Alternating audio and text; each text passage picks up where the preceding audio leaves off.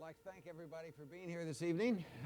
In fact, in particular, I'd like to thank the Institute of Politics for organizing this, along with the Shorenstein Center, the Government 2.0 PIC, Alana, the Asian American Policy Review, and the Berkman Center. So in fact, if there were 3 representatives from each of those groups here, I think that's about us. What we would like to talk about tonight is the fact that governments have used technology for a very long time and have been central to the development of many of the things that have happened.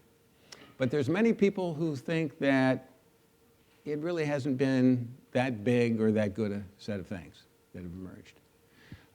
There's a claim that we're on the verge of something very new now that could be quite different. That's what we want to explore. And we want to explore it with some very interesting people because they're not just thinking about what's happening. These are the people that are making the things happen. So I'd like to introduce first Anish Chopra, who you may know, and you should know, and you will know, is our nation's first Chief Technology Officer.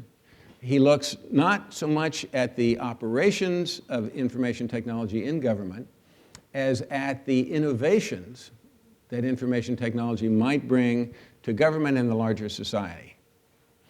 Next, we have Anne Margulies, who has had a very interesting career in politically significant environments, beginning at Harvard University in the provost's office, and then going to MIT, where she was the head of the Open Courseware initiative that has really gone all around the globe and done some amazing things, and now is the Chief Information Officer of the Commonwealth of Massachusetts.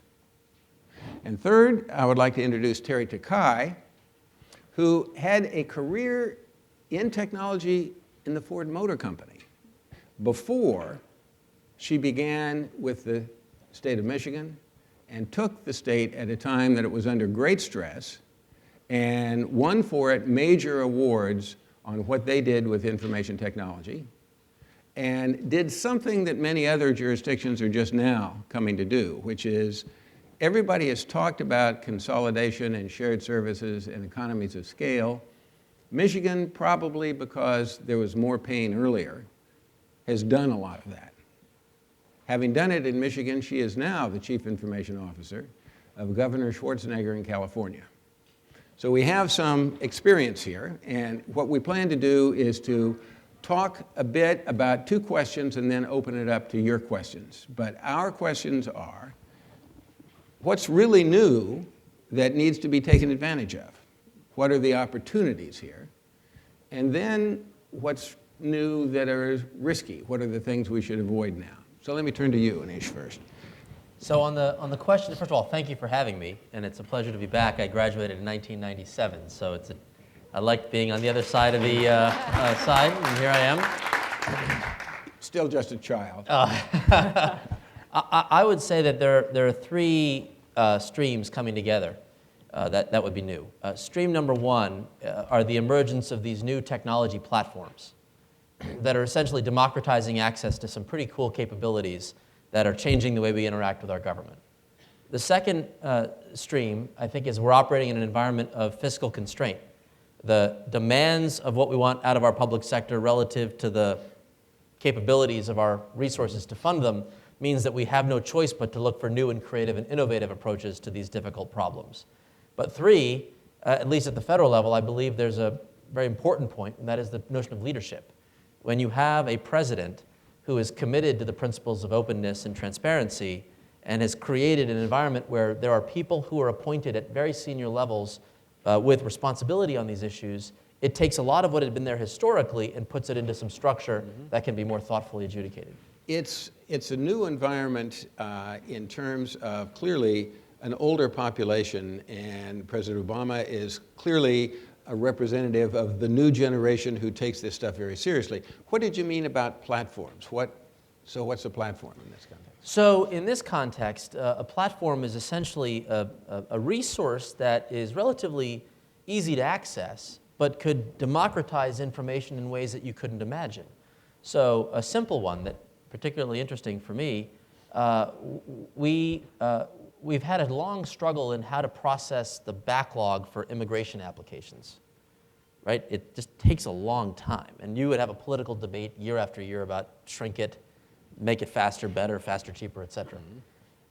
Some of the emerging platforms are now such that we can, at virtually no marginal cost, publish, as we have done, the average processing time for each benefit application form by each of the 57 or the 70 or so field offices. So you could now benchmark for the first time Boston's performance against DC.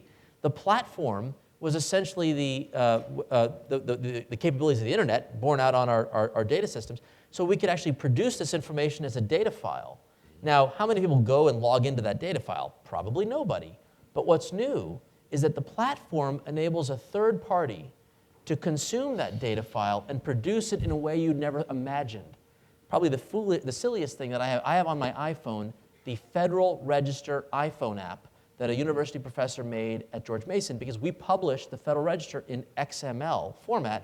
Now I have much simpler access to the Federal Register. I do not read that every day, and I'm in government, but I look at it on my iPhone to figure out what's hot and new. So the platform made it the technological feasibility of a simple publication that could then be democratized, mashed up, and reused for better So in utility. other words, it standards not only the way TCP/IP made the internet a standard for communication, but by putting XML data out, you've got other parties that are creating real value like the iPhone app for this. Ann, what do you see? First of all, let me also say thank you for having me here. It's an honor to be here, particularly flanked by such prestigious colleagues. That would be Jerry. I think I'll build off a little of what Anish just said, but try to bring it a little bit more up close to the Commonwealth of Massachusetts. So what does it mean to a state, and a relatively small state like ours? I think you ended by saying leadership, but I think I would start by saying leadership. I think really one of the most significant things that is different is that we in this state have a governor, much like President Obama, who really gets it. You know, he understands not only that technology was important for him in becoming governor. He would be the first one to say that he would not be the governor of the Commonwealth if it were not for technology. Just about 4 years ago, when he announced that he was going to run for governor, he was unknown.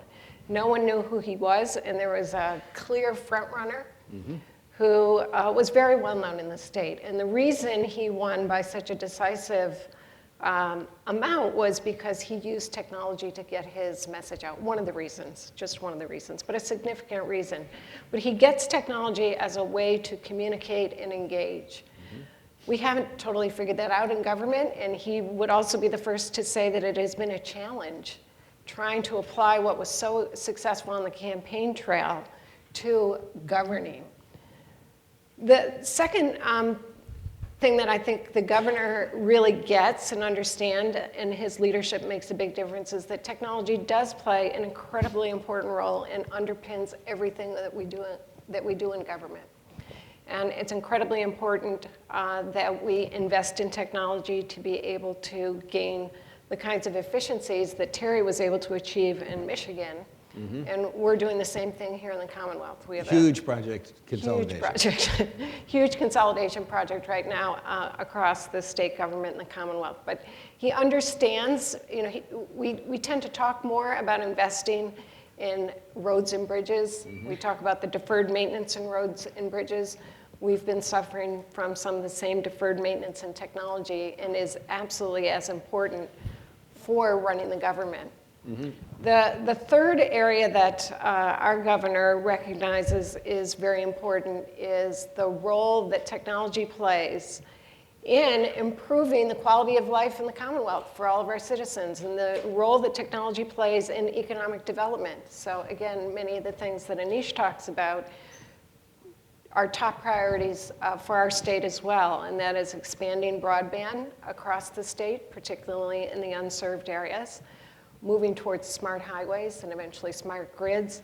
And particularly important here in the Commonwealth is continuing to be in the forefront and a leader in implementing healthcare reform.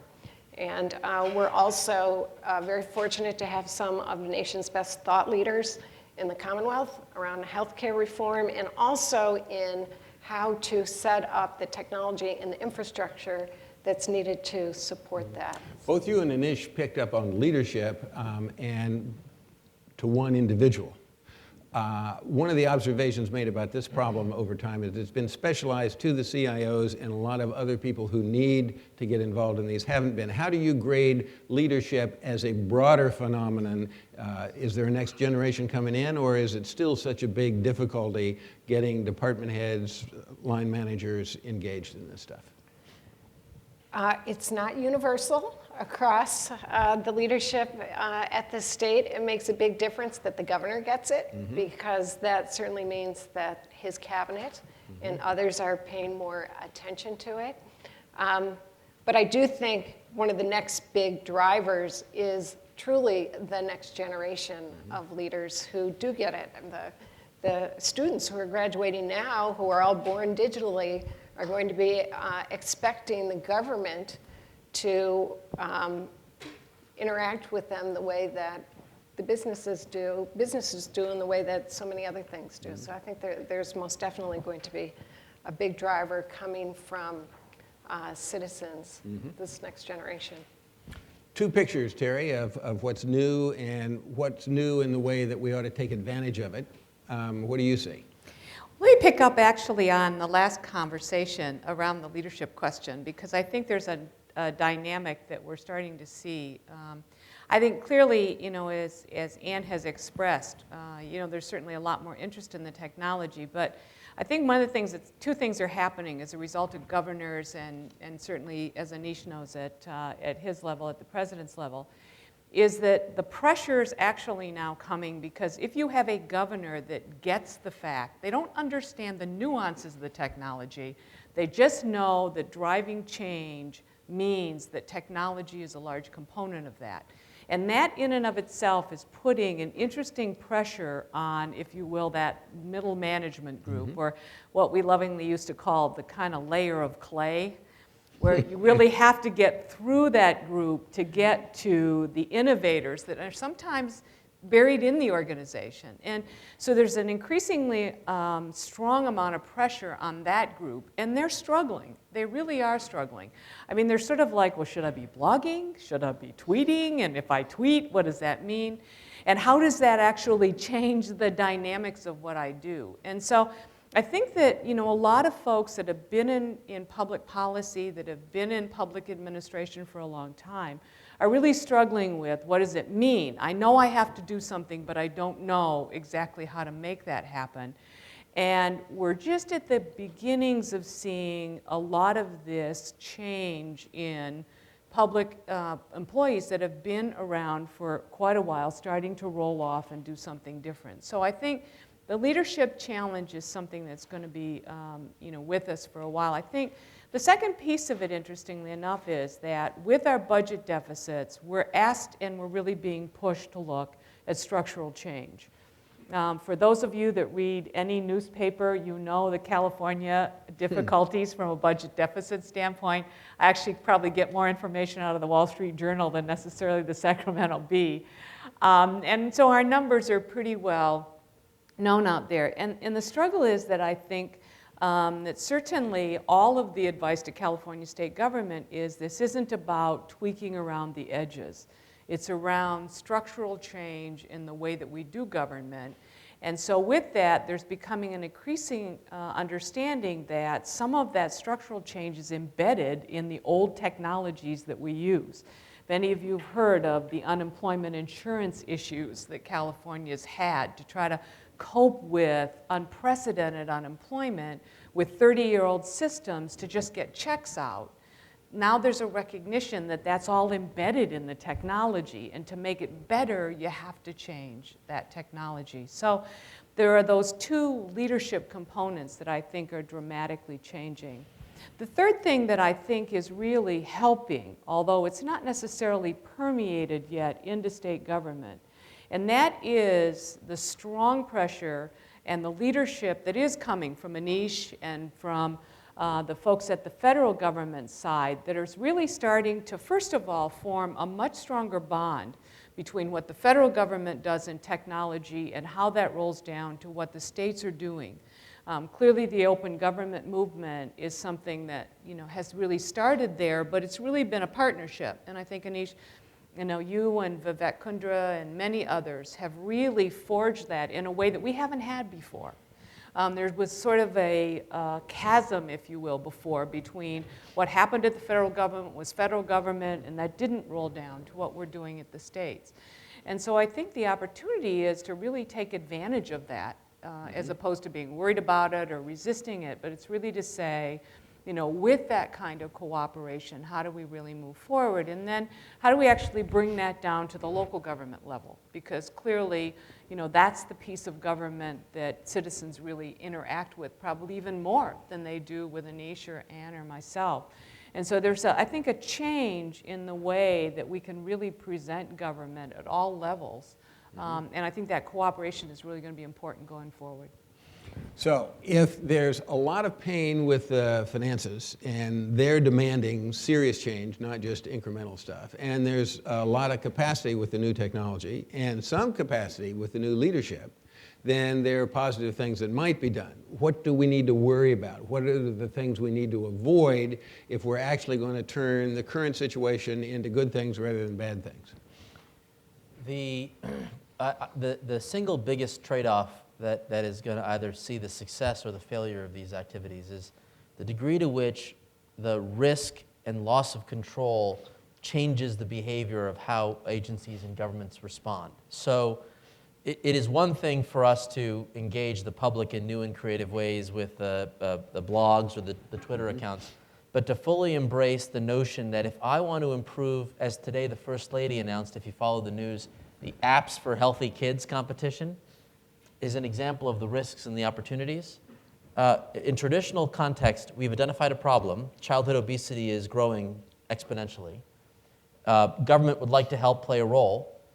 If we had all the money in the world, we might fund a massive national movement campaign or whatever to get people to eat healthier, but we don't have them, so there's no constraint. So the question of control, what we do have is a database of the 1,000 most commonly eaten foods at the Department of Agriculture. So you type in bagel with cream cheese, and it'll tell you in the algorithms that you're consuming 65 excess calories. So what the First Lady said today was that we're going to publish this raw data on our website, data.gov. It's a platform. And we're going to offer a $40,000 prize to the video game developer who incorporates that nutritional information in a video game that is geared towards young kids, or an application for parents who are looking to make a healthier meal. We've lost control because I don't know what the actual end product will look like. And some of that may be uncomfortable for people because there may be some message contained in the video game that somehow would be, by extension of their contribution to the program, is default an endorsement of the government. So our willingness to accept the risk that this ecosystem can commercialize, if you will, that raw data in new and creative ways to convince kids to eat healthier, we've ceded the control over that entire experience by liberating it. We've also done it at a ridiculously cheap price. And how people are comfortable or uncomfortable with that decision is going to measure the success. So here, the First Lady is saying this. So the Department of Agriculture is pretty comfortable that they're willing to take this move. I don't know how that story repeats itself when you don't have the personal engagement with the principles. And there's the tension. I've heard some people talk about the following in terms of releasing government data, which you're suggesting is a real resource. We haven't taken much advantage of it. The transparency that's there, the partnerships with folks to get video games, all of that's very interesting. But then somebody pointed out that the Washington Post has more technology to look at Washington, D.C. data that's been put out there. And the incentives will be gotcha stories. So to what extent is it a real risk that will slow down a lot of these things, that people are worried about who gets access to all this data and how they use it? How do you handle that? That's the leadership question. We faced this directly. The president said on recovery.gov, we're going to publish everything, raw. You can download the files from recovery.gov in whatever format you want and create whatever other application you want. And by the way, some of that was in the front page of the papers. There's an unnamed district in Arizona that doesn't exist that was in a mistake in the data file that someone had uploaded.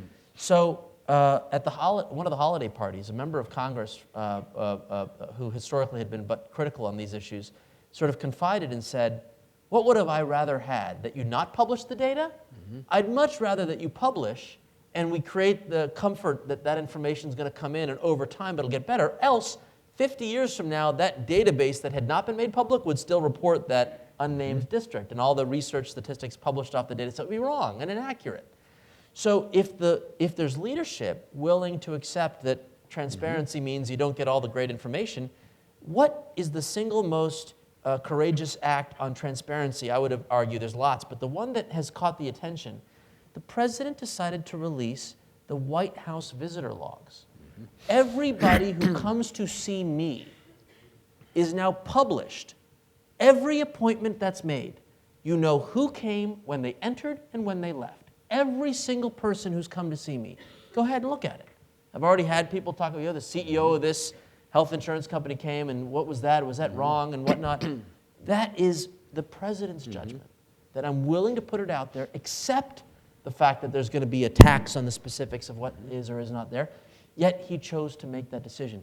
And therefore, the organization says, well, if he's willing to make that decision, maybe at the Department of Transportation, I'll release the raw data on infant car safety usability data so that next time my buddy in the audience, Nishit, is getting ready for his kid, you're going to buy a new car seat, you get that government data that had heretofore been in a file cabinet and inaccessible. So we want to avoid the problem of not being willing to take some of the risks that are there with these new things, but the things are there if we can explore them. And what should we avoid? What are the Well, I risks have that to we talk need about to- open data. Okay. I love all things open. And if you go to the White House website that Anish just mentioned, and you go to state and local, and you go to Massachusetts, you'll get to the Massachusetts Open Data site. And what we've learned is that you have to avoid technology just for the sake of technology, and you cannot assume that if you just put it up, people will come. But we've learned some very, very exciting things. We've put up a significant amount of public data on the Massachusetts Open Data site. And most of it is not used, and most people don't even know about it, and most people don't even go to it. But an incredibly innovative pair of individuals from our transportation department, from MassDOT, the new MassDOT organization, really ran it was sort of like running a campaign. They did an incredible outreach to developers, primarily right down the street at MIT. They held a developers conference. They issued a challenge. They had a competition. And within 6 hours of releasing the scheduled data for the MBTA and the bus system, we had 6 new iPhone applications. Do you know how long it would have taken the state to have developed those applications? First of all, we wouldn't have had the money for it, and then it would have taken forever, and probably wouldn't have been nearly as good as what the MIT developers were able to produce. What is also really clever, and you can begin to imagine the potential, there are some retail bakeries and coffee shops that have figured out that this transportation data is there. And there's one gentleman who I think there's one here in Cambridge. He has 3 coffee shops, and he's installed in his coffee shop that's right near a bus station, right near a bus stop, he's installed a sign, an electronic sign, that has an automatic feed that will tell you when the next bus is coming right outside his coffee shop. So he sees this as a tremendous business advantage for him, because I know I've got 6 minutes. That's plenty of time to get a cup of coffee. Huge boon for his business. It was worth the investment that he made in this technology to inform citizens. And that's investment that we don't have to make at the state. That saves the state money. So that's one small example, but I think the lesson is it won't just happen. It takes outreach and community, building a community around it, bringing people together, and that's a challenge for us. That's not a role that the government has played before, and we have to figure out how do we play that role instead of the role of having to build and write all the applications for citizens. Huge partnership possibilities. Terry, what do you see again as the major risks now? Well, let me take a little different tack, Okay. and that is that I think that the ability to interact in this way puts significant more pressure on making sure that we have a robust infrastructure. It means that we have to ensure that operationally we're running, and then even more important, that operationally we're secure. I think the whole question around cybersecurity certainly was an overused buzzword perhaps for a while, and it kind of was out there. It was something we were worried about. It sort of, quieted down as we were sort of getting control of it, and I think it's really going to come back very strongly. We're seeing it already. Many of the initiatives that we're talking about in terms of being able to make more information available, some of the inhibitors, for instance, pick healthcare, right, Anish? Some of the big concerns there are around security and privacy, and what can you manage with technology, but also what do you have to manage from a policy perspective. For instance, as you start to look at some of these things, we've been looking at what a social media policy means for state employees. What responsibilities do they have now as they're speaking in many open forums, in documented forums? Are they speaking for themselves? Are they speaking for the state? So there's an education process for them. But even with all of that, there's a process that we all have to be conscious now that as we put this information out, what does it really mean to each of us as individual citizens, as well as what does it mean in terms of our role in government? So I do think that it is going to mean pressure on some of the boring stuff around how do we just keep things running, but then also how do we keep things secure. Okay, it's about your turn now. We're seeing that the economic conditions are really different. The political climate is really different. The technology is really different, and it's certainly opening up some new things in the way of all of this data with all of these people in partnerships to do new things. But they're new, and governments are places where risk of things that are new that can have some bad results tend to be very scary. So we need some leadership and some good judgment on all this. This is sort of where we are. There's questions now. Everybody gets one question. It has to end with a question, and it has to be short. But we welcome them. Yes? Hi, so I'm Evan. I'm a Kennedy student from Mechling's class, actually. So it's fascinating how much data is opening up, but the ability for your average person to leverage it, I'm a highly technical, have become one by default, but I got to go down to the BOE in New York State, get a tab delimited file that I then have to put into MySQL that I have to shape 4 more times until I can get out and do canvases. You know what I mean? So it's like, and we discussed the maritime domain awareness case in Mechling's class, where creating metadata schemas that would just enable folks to plug in on APIs in the back end, but just really bring down the level of access to leveraging that data and mixing it up. I was just wondering if either of you folks could comment on any initiatives that you see going towards that, or is it still just this, hey, we got it, let's push it out in a zip file kind of attitude? You are absolutely correct, and this is very early on. We're just publishing it in whatever format the data is available today, but our Chief Technology Officer in the state has the vision that you just described, and he could describe it better than I, but in fact, we are planning to invest in a repository that will hold the data and offer it in a much more user-friendly format. Super. Yes. This question is for Anish Chopra. What is the Obama administration doing with the inventions inside of the U.S. government? I forgot we need to ask you to identify yourself. Oh, sorry, Ken Fletcher. I just live in the community. Thank you. Welcome from the community. All right. The question was on what are we doing about inventions Right. that we have releasing them to the public. So maybe I'm going to take your question in 3 parts. Okay. The first part is we have a regulatory regime for how the government manages the commercialization of intellectual property. Normally, this is done through the research investments we make into our federal labs. So there's a regime that describes a process that would allow us to take the Department of Agriculture's research, and allow a private company to take that information and actually produce a commercially viable product, and there's a method to do that. How about just inside the government itself, through the CTO office? So we really don't have a regulatory regime or a desire to patent or control any of the things that we do. Most all that we do is in an open and collaborative format. So to the extent that we build an application, we've created a position or a place within data.gov to publish the actual tools.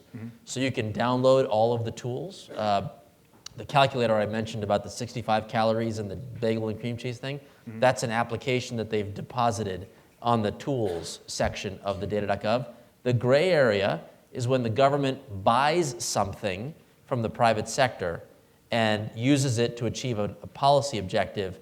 That intellectual property retains with the company that we purchase it from unless we explicitly have an agreement around the sharing of that information. Do you have a policy to build technology out of the CTO office as a government invention, and what do you do with those I understand now the employees? question. I do not run an engineering department where we would build these products and services. I serve as a policy advisor to the president.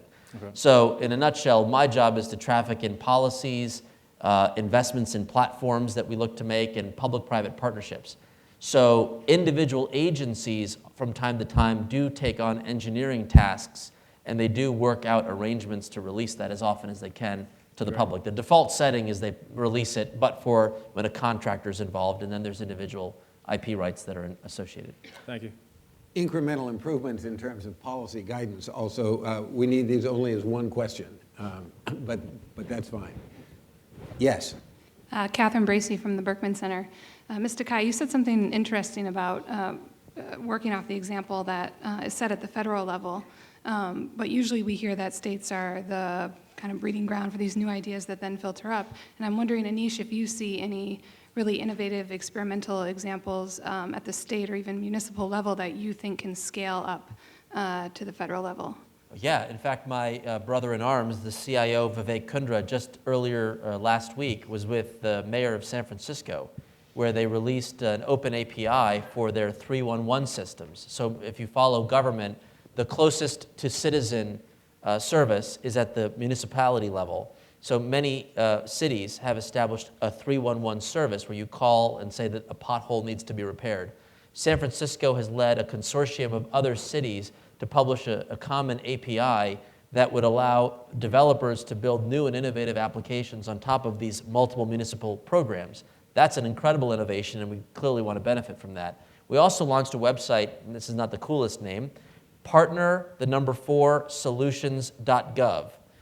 In the current fiscal year, we have $40 million as an investment fund, a seed fund, to find promising ideas at the state and local level that can help us capture waste, fraud, and abuse in the human services domain. And we're welcoming ideas to be submitted on partner4solutions.gov so that we can fund, seed, demonstrate, and scale the best ideas to reduce waste, fraud, and abuse. If these are to scale up, Terry, would you possibly see the San Francisco initiative becoming a California initiative? Yes and no, Jerry. I think the challenge is to really be able to bring very independent areas of government. Interestingly enough, I think in some cases you can do these things on a state level. In other cases, they're things that need to seed more broadly. And you really do need, you have such a variability of technology knowledge at the city and county level that sometimes, for instance, on something like a 311 initiative, it's actually going to take hold in the larger communities nationally before it's necessarily going to be a California initiative. So that's one of the challenges, I think, around looking at things more broadly. Yes. My name is Dave Pollock. Where I have worked is important to my question. I worked for many years as a middle manager at the Department of Housing and Urban Development in Washington, U.S. Department of HUD, in the homeless assistance area. And then I went about a dozen years ago to a consulting firm also working in homeless assistance. The office I used to work at in HUD, the Office of Special Needs Assistance Programs, wanted to have a dynamic website that they could use to get information out, to provide resources, technical assistance, et cetera. And they tried for 2 years to get HUD internally to be able to do that. and finally gave up and were able to make the case that HUD systems simply were incapable because they were so old to make a difference. So they contracted with my company, fortunately, and as a result, they now have a very dynamic, really state-of-the-art website that has made a tremendous difference in communications around the country. And so my question is, what is the possibility of this happening more generally? And I'm not saying this because I work for a consulting firm, but just generally in getting out, getting the new technology in. As a middle manager in HUD, I would never have been able to pull it off. It's only by going out and contracting for the technology that allows HUD to do all these things now that's made this huge jump possible. So contracting out, what is? A very brief answer, I would say, by establishing a management directive, as we had done in December at whitehouse.gov/open, we've now charged each of the the cabinet-level agencies to publish open government plans that instill this culture and discipline within their own organization. Everyone today here can visit whitehouse.gov/open and submit an idea on HUD, NASA, you name it, even in my own office at OSTP. So every federal agency, if you go to the agency domain/open and click on submit an idea, right now tell them from the American people what you want the agency to do to embrace the principles of open government. And those are going to be then adjudicated into an open government plan. So we've decided to take the tack that, yes, we want to have demonstration sites, but we also want to have a more widely adopted culture change, and the management directive that we published in December is meant to do that. And I don't know if some states are getting there. I don't know where we are in Massachusetts or California, but we want to make it so the default setting switches to no, moves to yes, and here's the context for how. Yes. Hi, my name is Ghanshyam Tiwari. I'm a joint degree student. My question is with respect to the policy. When you look at the two superpowers, United States and China, on one side, we are moving towards, in the United States, we are moving towards a much more open government where all this data is put online. Whereas in China, you see a different national level policy. So what challenges do you face in doing this trade-off, looking at the global nature of this issue? We actually view this as a key policy priority within our international diplomacy. Secretary Clinton calls this 21st century statecraft. On a personal level, I participated in a delegation where we had about a dozen CEOs from the tech sector, from the CEO of eBay to the founder of Twitter and others, to join in a delegation to visit the Russian ministry, a series of individuals within Russia who were looking at how they could approach the questions of e-governance. And it was a very important policy opportunity to take the principles of open government that we've adopted in the US and describe them in a context for best practice sharing. So Secretary Clinton has asked that we move these principles into the core of our international diplomacy efforts. And I got to tell you, on a personal level, I've probably had half a dozen countries call to say, how can we copy or replicate or build off of these open government principles? We'd like to share and reuse these ideas. So we actually think it could be a global movement in this direction. Well, I think there are operational issues as well, just in terms of privacy and in terms of data protection. One of the things that we're going to start to see as we move more into cloud computing, and as we look at that as really an opportunity to change operationally, we now are looking at that. It's really a global initiative. You can't say anymore, well, I'm going to have my cloud in this location. It's really going to be something on an international scale. And so there's an operational component as well as the question of diplomacy. And it's going to be around where do we get the kinds of services at a state level that we want that's cost effective but yet is secure. And so I think that's going to be an issue going forward, as we really look at some of the ways these new technologies are taking us into different realms that we haven't ever had to look at before. Mm-hmm. Yes. Hi, I'm Seth, a student at the Kennedy School in MPP, and also very involved in the Gov 2.0 pick here. So my question is, we've been dealing a lot this past year with trying to get our peers excited about all these new technological tools, and people are very focused and interested in their specific policy sphere. And I'm sure this is a sort of a mindset that you encounter a lot when you're talking to people in government. So how do you get people excited? And I was wondering if you could give us your sort of like pitch, like get us excited. Like if this is your opportunity. And this is your state, rock and roll. Wait. What do you want to get excited about?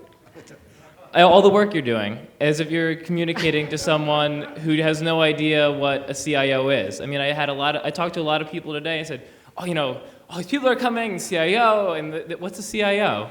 Or like I said CTO, and Chief Technology Officer, Chief Transportation Officer, and I was like, no. So help us communicate what you're trying to do, because we think when we're working in technology in the future, we'll only be successful if all of our peers are literate and excited about what we're doing, and I think it's sort of similar in the spheres you're working in. Wow, that's a tough challenge. I would love for you to help us, because I said to Jerry, seriously, you want us to talk to people? Who wants to come and listen to us talk about technology and government? So this is not a strong point of mine. And part of it is because of what Terry mentioned earlier. A lot of what we're focused right now in the Commonwealth of Massachusetts is building a solid foundation of infrastructure, and it is invisible. People do not see it. I was really sympathetic to the last gentleman's question, because no doubt HUD has a big, old, 25-year-old workhorse of a system that they've probably tried to bolt on a bunch of web interfaces to, and they've taken it as far as they can take it. And it's really hard for the government to be nimble and responsive and to be innovative when we're saddled with 25-year-old systems and infrastructure, where state police have to rely on 56K speeds. So a lot of what we're focused on is building robust infrastructure. So I really think, at least in the Commonwealth, that the really exciting stuff is 2 years away for us, because we need that infrastructure to be agile and to be able to be nimble and to be able to open up even more data in formats that others can innovate on. Well, generally what I do in a customer setting, is first of all to remind everybody that, and certainly in Ann's case, for those of you that are citizens of the state of Massachusetts, you pay her salary.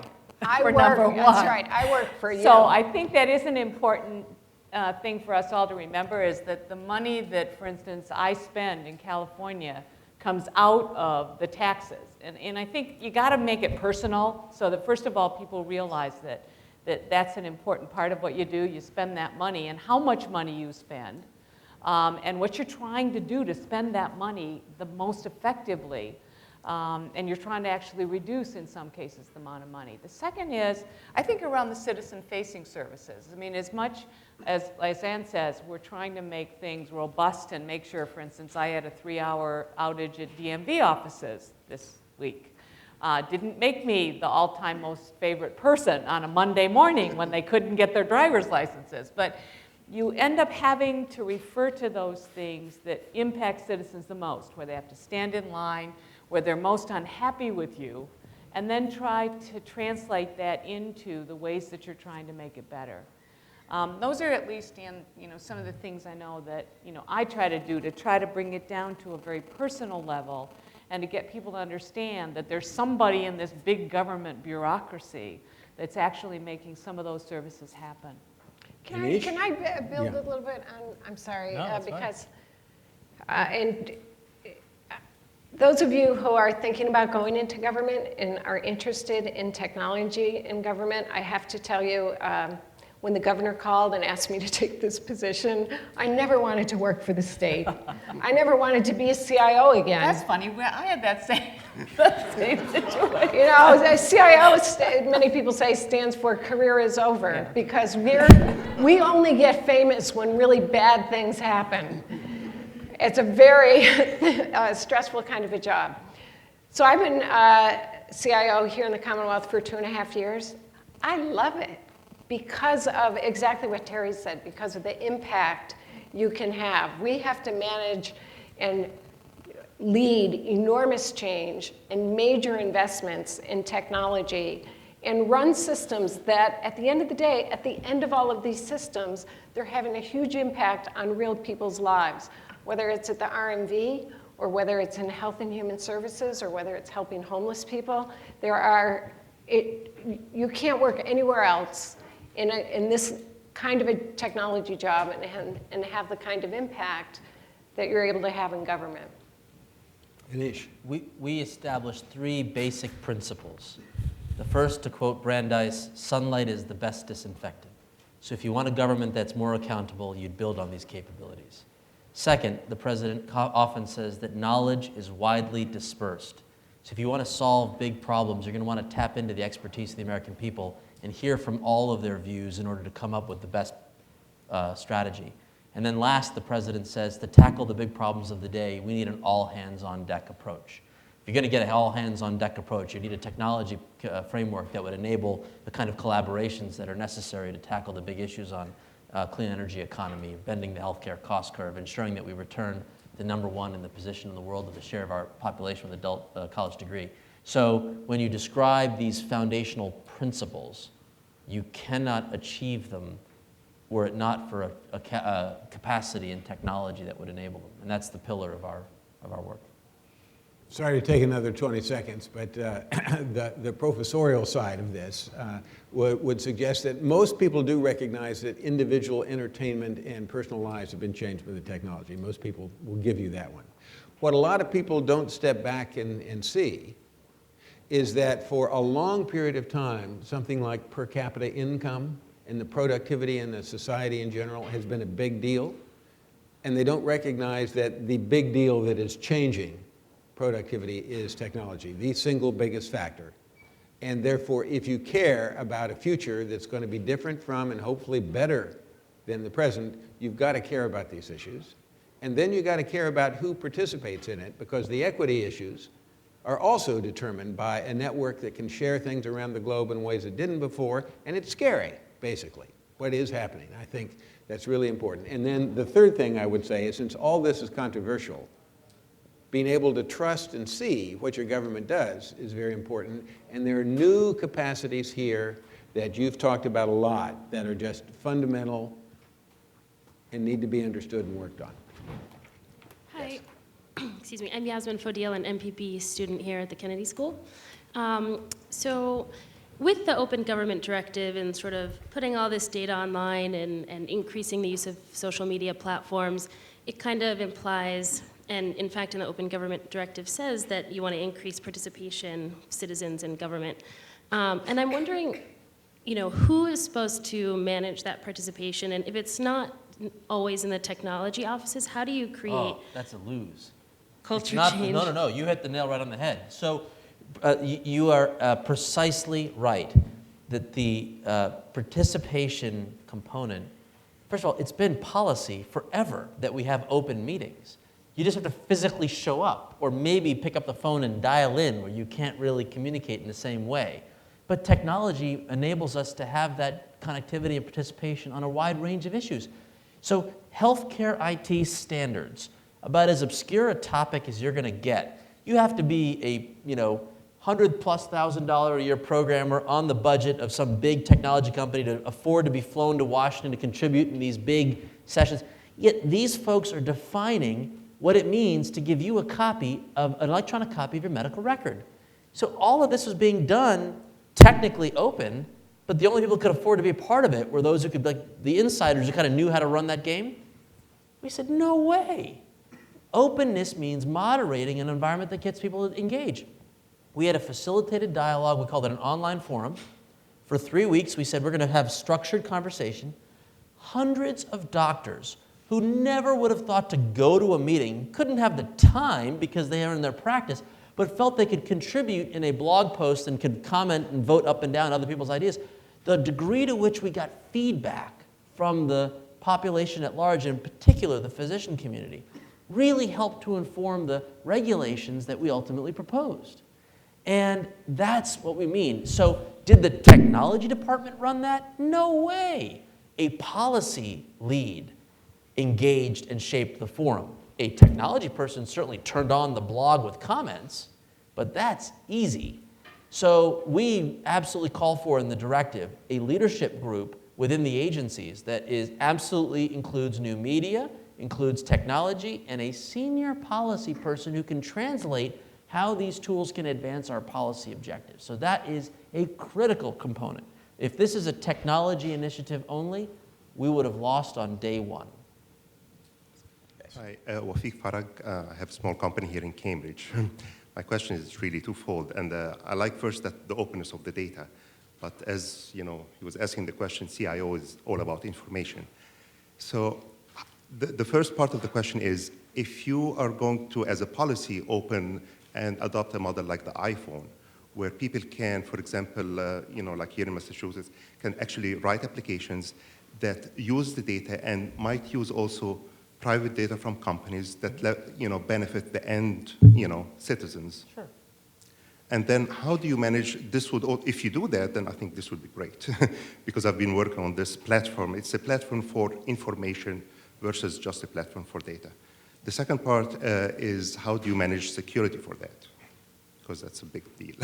If you start allowing people to write applications, integrate different data models, government data with private data, and how to manage those two things. So I want to clarify one thing quickly.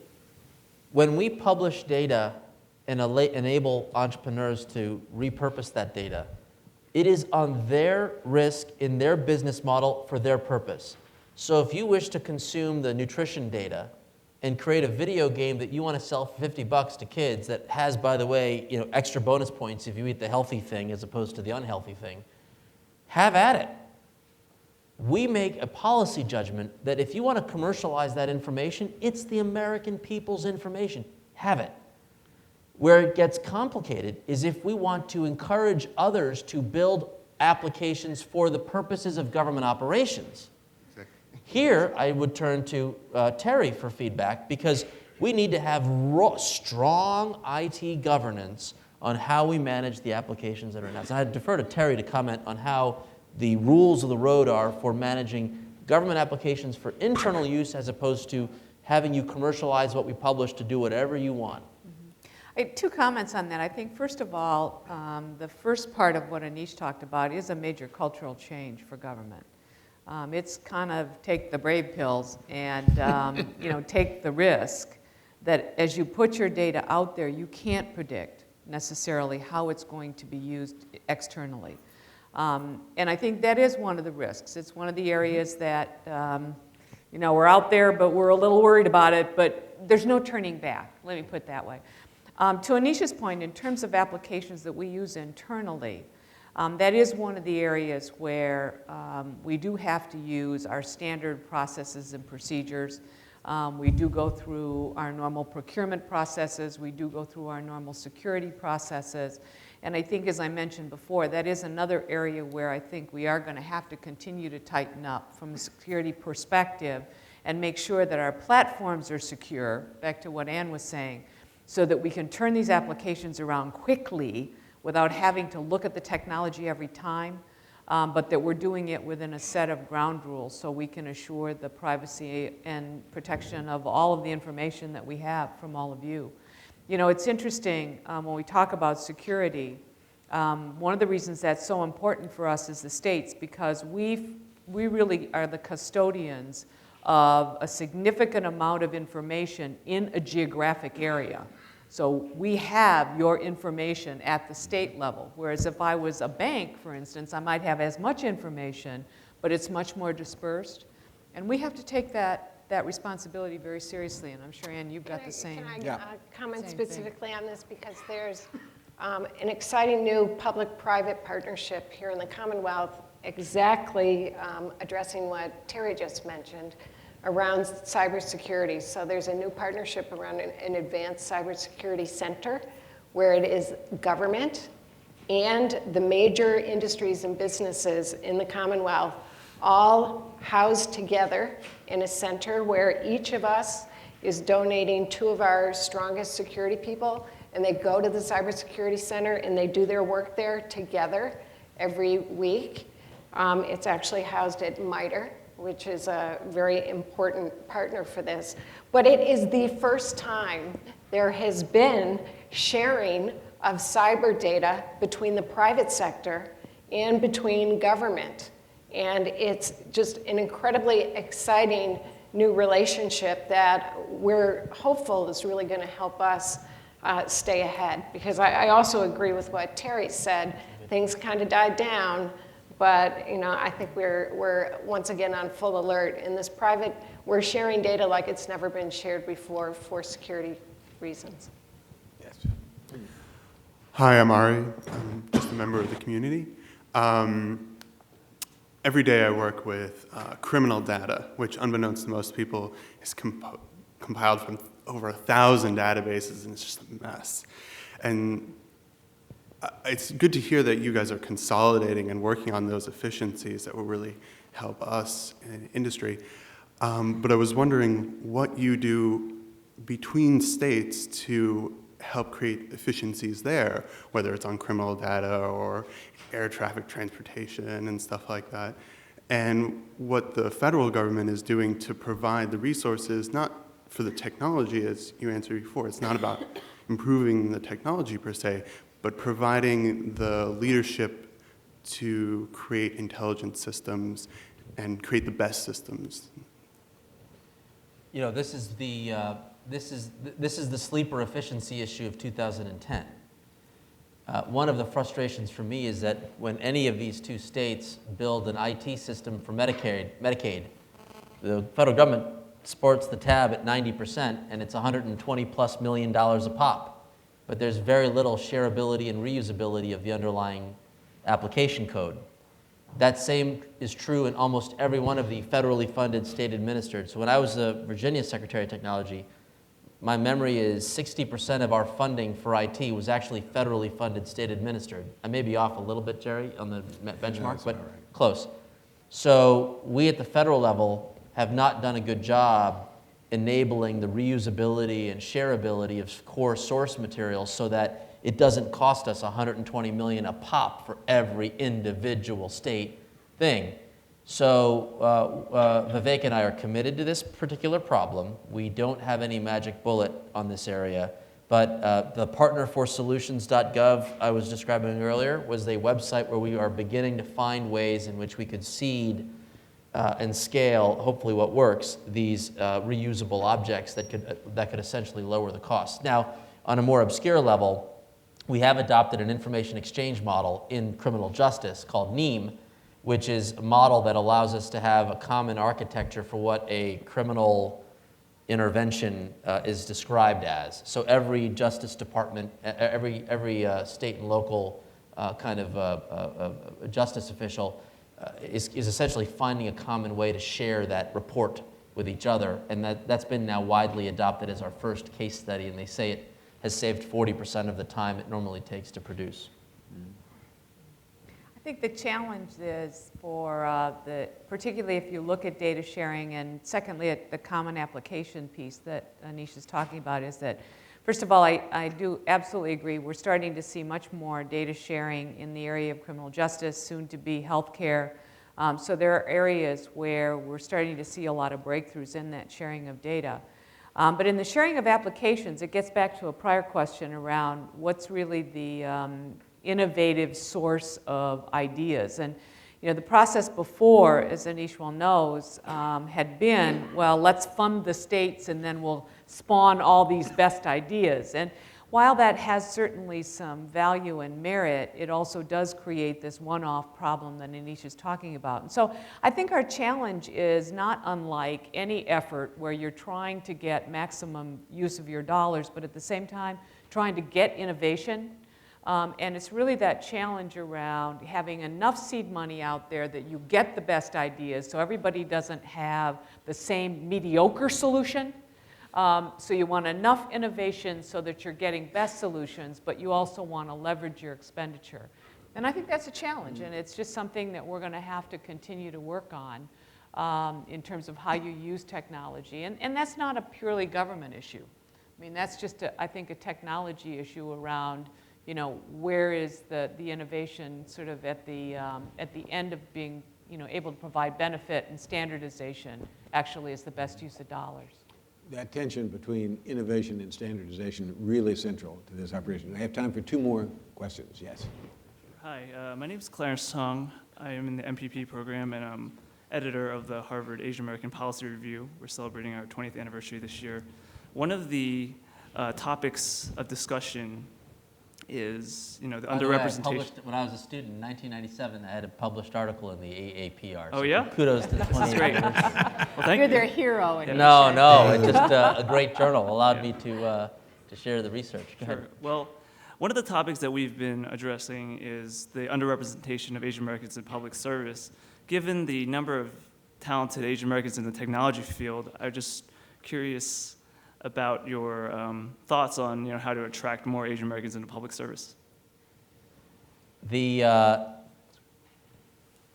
overall numbers look fairly favorable when you take a look at in the technology domain.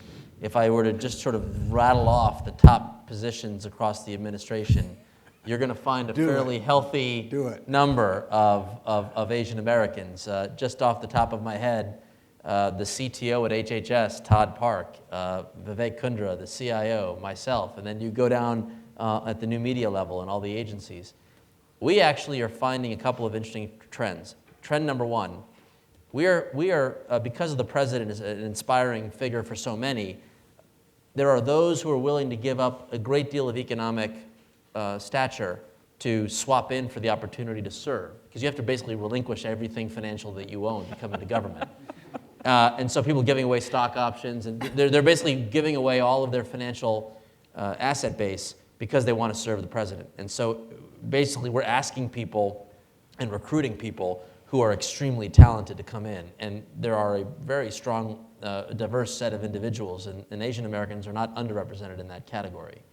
And then I would say the second thing is that there is this new concept of innovation and technology. The CIO role has now had about a decade's worth of maturity in terms of what is a CIO, although maybe the colleague earlier said there isn't one. But the CTO role is a relatively new one. So people are trying to figure out exactly is it a new product development role? Is it a emerging technology? Is it a policy advisor? How do we think of it? So it's attracting new voices that have not thought of public service before because they didn't want to be in a traditional setting. So I operate as a man without portfolio, meaning I have no management or operating responsibilities. I'm an advisor to the president and I work on these issues, as are these other CTOs that we're seating at the State Department, at the Veterans Administration, at NASA, and at HHS, education. Those individuals are able to bring new perspectives, and that's a very diverse bunch. African Americans are in the group, women are in the group, Asian Americans, and it's a pretty impressive roster of America. Yes. Hi there. My name is Bonnie Shaw. I work in online community building with a range of nonprofit, corporate, and government clients.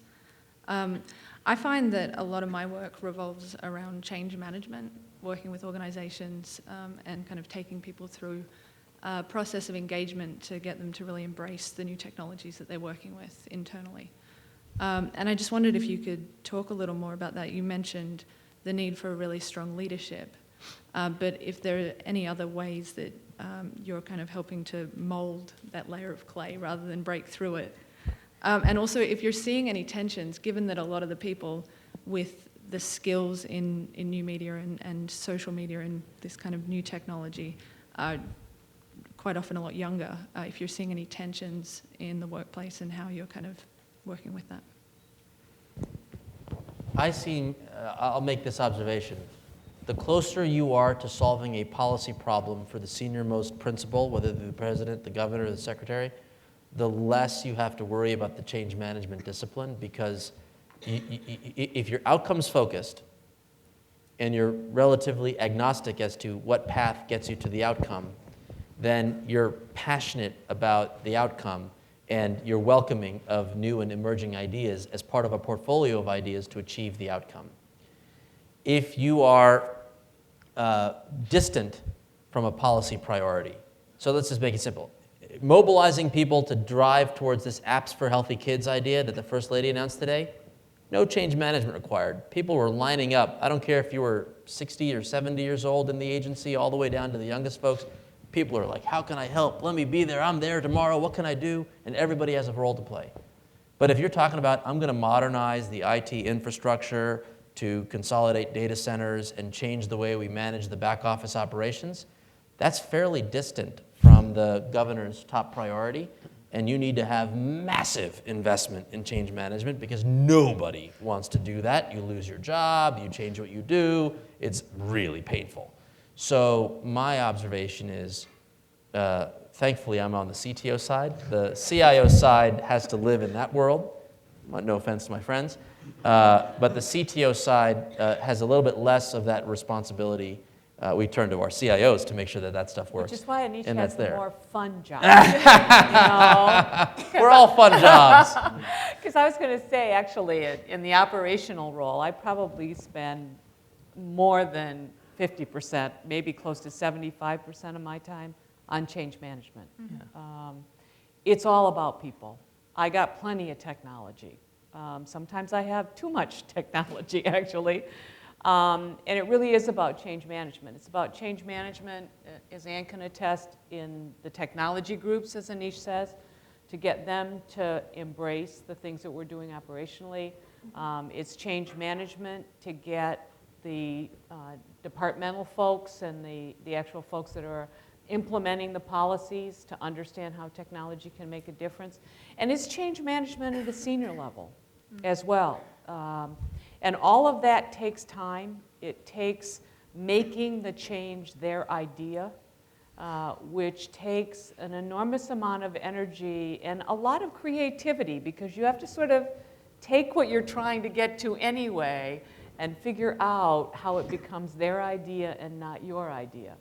And that's really a huge part, I think, of, and wouldn't you agree, of what we do? Absolutely. And like Terry, I spend most of my time on change management, vast majority. And it would be impossible to overstate how difficult it is in government. You know, any large organization, it's difficult, but it's particularly difficult in government. Would you call it the clay what? Clay layer? A layer of clay. Layer of clay. We call them the weebies. You know, this layer of people who, when they see a new CIO and a new administration come in, say, we be here before you got here, we be here after you leave. And they are this layer who see the top turn over and over again. Here comes a new administration, and they're going to have the latest fads, and they're just going to recycle all those ideas that the others had, or the new administration's going to come in, and they're going to take us in the exact opposite direction just because they don't want to do anything that the previous administration did. So this layer of management is critical. They're the ones that actually keep government running and operating. But again, just as Terry said, you have to engage them. They have to be part of the change. They have to see what's in it for them, but also what's in it for the services they're delivering, first and foremost, to citizens. So really engaging that layer is absolutely critical. And it really helps to have an economic crisis. I think coming full circle to what's different about this time that we're in, the severe budget cuts that we've been going through in every part of the Commonwealth have resulted in more collaboration and people working together and people solving problems than I can say I've ever seen anywhere in my career. It's been impressive, and it's really helped us to move major initiatives through, major change at a really very high pace for any organization, not just for government. May I just want to share one last story, because I think this is probably the point where you either feel like you've left saddened or concerned that this is really hard, or you're inspired that we're going to make a difference. So I don't know where you are on the fence, and I want to do what I can to convince you that we're on the precipice of success. One of the biggest challenges we have in Washington is processing veterans' benefits claims. There isn't a person on this planet who doesn't wish everything be done for our veterans at the highest standard. Yet it takes 180, 200 days for them to tell us how disabled they are and for someone in our offices to say, yes, you are, and here's your entitlement. Why? This problem has been attempted to be addressed for 30, 40 years. We've had every technology consultant known to mankind hired to come in and do this with all the change management in the world. I have physically been in the benefit center, and it's been so much so that they have to buy 2 monitors because they're running 8 different applications simultaneously just to administer the benefit. But President, in August, visited the Veterans of Foreign Wars and gave a speech, and he said, you know what? We're going to fix this problem. But rather than rely on the consultants and the IT change management and the professionals who service, I'm going to ask the 19,000 frontline workers in the VA. Because of emerging technologies, we had a free platform that would allow us to have a voting system where you could present an idea, vote your idea up and down. And he said, I want the 57 field offices in the VA to surface the best of those ideas and submit a 2 to 3 page business plan. We're going to have a business plan competition in Washington. Secretary Shinseki personally sat through the top 20 of those business plans. These are average, everyday veterans employees who never felt like they had a voice on anything. The most tragic and inspiring answers of these ideas was that most of them didn't cost a nickel. In fact, the people in the administration said, we actually have a reason you have to do this widget thing. Let's stop doing that thing. You can do that? Yeah, we'll do that. So the secretary, literally from August to September, 7,000 out of the 19,000 frontline workers engaged. Then each of the field offices submitted their business plans, shared them with each other. They came to DC in December, presented them. Craig Newmark from Craigslist was one of our celebrity judges, to make it cool and hip. And we got 10 of those ideas funded and approved. Half of them don't really need any money. They just needed policy change.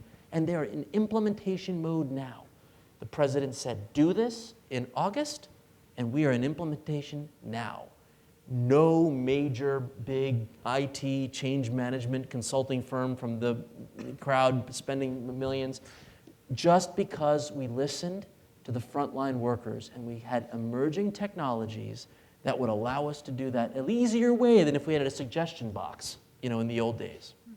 That is why some of this is starting to tip towards inspiring it can happen, as opposed to, geez, oh, Pete, the Clay and the Weebies, and they're there, but we're starting to see that tip. So please have hope if we can convince you otherwise.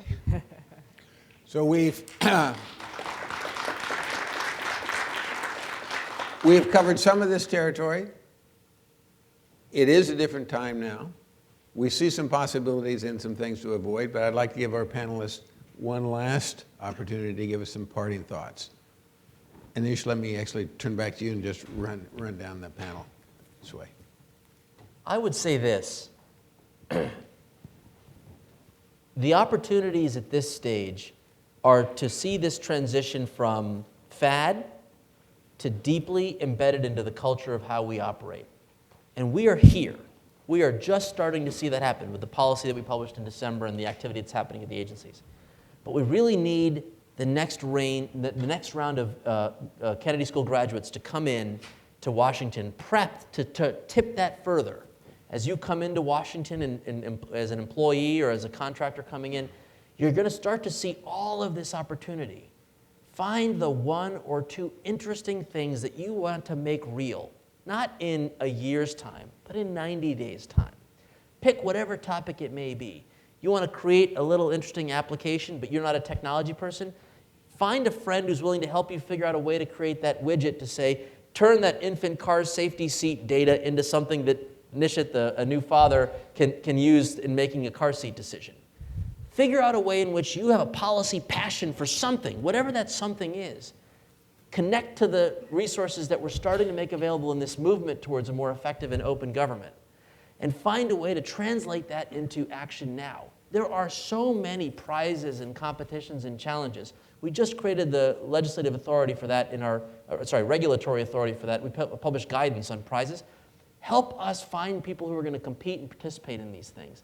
Because we're going to start to see the enthusiasm and the outcome of this. I don't know if it's going to rival a campaign outcome in terms of enthusiasm from what you saw both in the Patrick campaign and the Obama campaign, But we're going to start to see more and more of that. But it requires you who are listening to this conversation, if you think there's anything interesting, pick one area and find a way you can commercialize or make real some of those changes so that you can convince yourself, wait a minute, I created that Federal Register XML weird thing on the iPhone, and it's kind of neat and fun. And it's not like it costs you a lot of money to design and participate. So please give us a shot, not just listening to the forum tonight, but take it as an assignment. Maybe the Gov 2.0 pick is an assignment. I want to know at the end of this semester, what is the app that you all have built around this, or at least spec'd out for someone else to build? We'll be there to help, but we need to have your participation. That's my, I guess, final observation. That was a great pitch. That's a hard one to follow. I've had a long career in technology, and I've known Jerry for a long time. So what he said at the beginning somewhat resonated to me, that for over 30 years in technology, to a large extent, it's been overhyped. You know, we've had a history of overpromising, of under-delivering. And yet, I really do believe, in my time now in government, this truly is a unique moment in time, a really unique moment in time because of the combination of things that we've been talking about this evening, because of these new leaders that we have who do get it, and there are more and more of those all the time, because of new technologies. For 30 years, we have been hearing about applications where you could reuse parts of it. People have been talking about Lego-like applications so that we wouldn't have to build different, in every industry, they have been talking about this. The technologies today are making it real. Service-oriented architecture sounds really boring, but in 30 years we've been talking about it, we're actually building now applications with reusable parts that are going to address some of these things. Web 2.0 is real and it's exciting, and open data has limitless potential. So I usually try to turn down the little hype meters because over history I've found, you know, over and over again we've overpromised, we've underdelivered, people aren't going to listen to us anymore. But even when I talk to the 2,000 people who work really hard on technology in the Commonwealth, I'm beginning to tell them this because I believe it, that right now we're in the midst of the most transformative period when it comes to technology in the Commonwealth's history. And I think it's a period that will be the most transformative period for some time to come. And it is because of the convergence of all of these different factors. So it's an incredibly exciting time to be doing what we're all doing, and particularly exciting because of the potential impact. At the end of the day, it's going to have and continue to have just positive impacts on people's lives. Terry. Hard act to follow here with, so let me just close with a couple of thoughts. I think that the challenge that we all have is that government is changing, certainly at a local level and a state level. The deficits that we're facing are not short-term. The demands that citizens are looking at and looking for government to provide are changing dramatically. And so we are going to see transformation, I think, in the way that government operates overall. And some of that is operational, and some of it is the interaction. And regardless of what role you take, whether it's a policy role, whether it's an operational role, by virtue of being here, you have decided that public service is important. And I think, as Ann said, public service is important. It's really critical. It's really critical that all of you are here and that you really see the value of that contribution. And so my request of all of you is that as you go, whichever way you take, whether it's a pure technology role, whether it's a public policy role, whether it's an operational role, that you take to heart the things that Anish and Ann have said, and that technology will be a part of your ability to deliver on whatever way you choose to deliver from a public service perspective. And that that's going to be a part of what you do. It's not going to be a mystery. It's not going to be a challenge. You don't have to be a technology expert. but it's a part of that change that you're going to want to deliver and that you want to deliver by virtue of being in this program and by virtue of choosing this as a career. And certainly for those of us, we look forward to working with you going forward. In many cases, you're going to pick up the mantle from us in terms of moving this forward. And we thank you for that, and we wish you all the best with that as well. There's some passion in this, on this panel, and as we look backwards, I think it's very interesting that many people don't observe how important, Bob Kahn and Vint Cerf were to the world. When TCP/IP became the internet, it changed a lot of things, and for government, in many ways, the fundamental thing it changed is to allow a lot of us working for the government to deliver services very accessibly.